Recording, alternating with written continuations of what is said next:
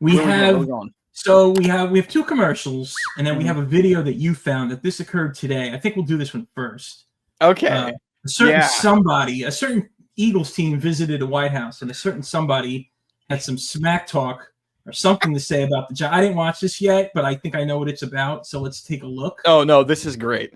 And this is from, I think, the New York Post. So let's take a look at this. Season started off slow, but you soon caught fire with your great coach inspiring you, and you got the ball to your superstar running back, who I met yesterday. And I want to tell you, he's a handsome guy, but I wouldn't want to tackle him. Saquon Barkley. Where's Saquon?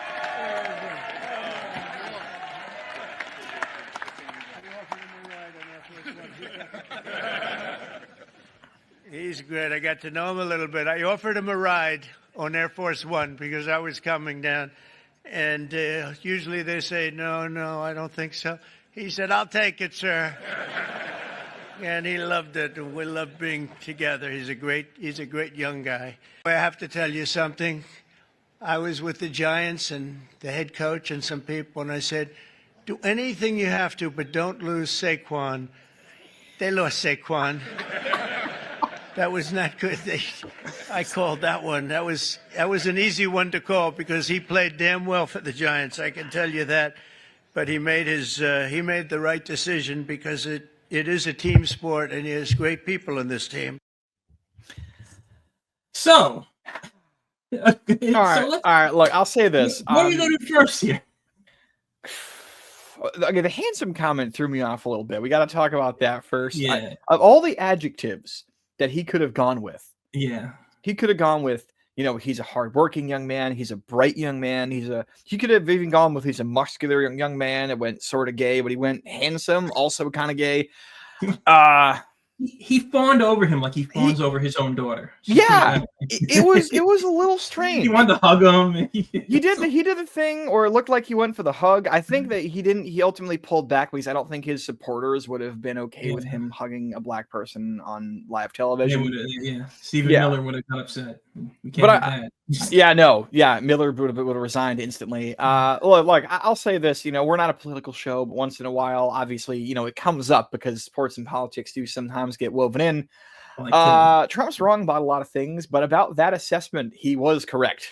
I will absolutely, I can't disagree. He's correct. The Giants should have got rid of him. They probably shouldn't have drafted him. You could take it back that far. That was Gettleman's stupidity. But not that Saquon was a bad player, but it was like, what are you going to do with a running back? You don't even have a quarterback. So it was just putting Saquon in a bad spot. There's a parallel universe, Mike, where they franchised Jones and paid Saquon, and we have Saquon with Neighbor. Actually, look, if we would have taken him, they might not have gotten the third pick this past year and gotten Abdul, but still, there's a parallel universe where he's still on the team, and Jones is the one who's playing for the Raiders or whatever. But anytime I hear Trump speak, all I think of is people impersonating him.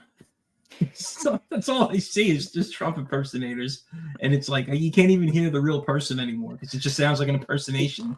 Well, and the thing is too is that the fact that he had such a strong opinion on roster moves of the Giants is very funny. He's a New Yorker, I know, but it's almost like a parody of itself at this point, right? Right. It's like this is what the president of the United States is spending his time thinking about. Like he's not thinking about trade deals or any type of military operation. He's mad at Joe Shane for not paying Saquon.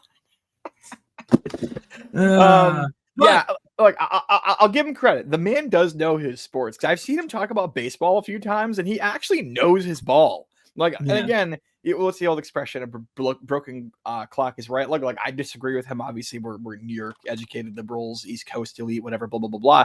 But I give the man credit. When he talks sports, he mostly knows what he's talking about. Yeah. So I can't crap on him too bad for that.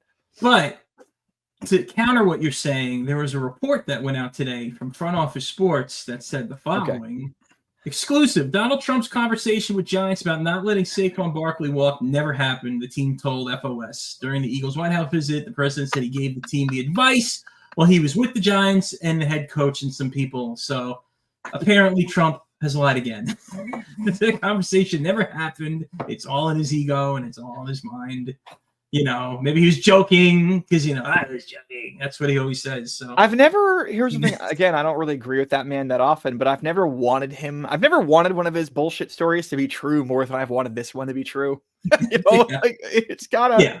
Yeah. When your team, when you lose the top running back in the sport and he goes to your arch rival and they win the Super Bowl with him and he has a career year, you kind of want to stick it to your team. So that's saying a lot when you have people who hate Trump are like, you know, Trump's kind of right. Now I kind of understand his supporters a little bit.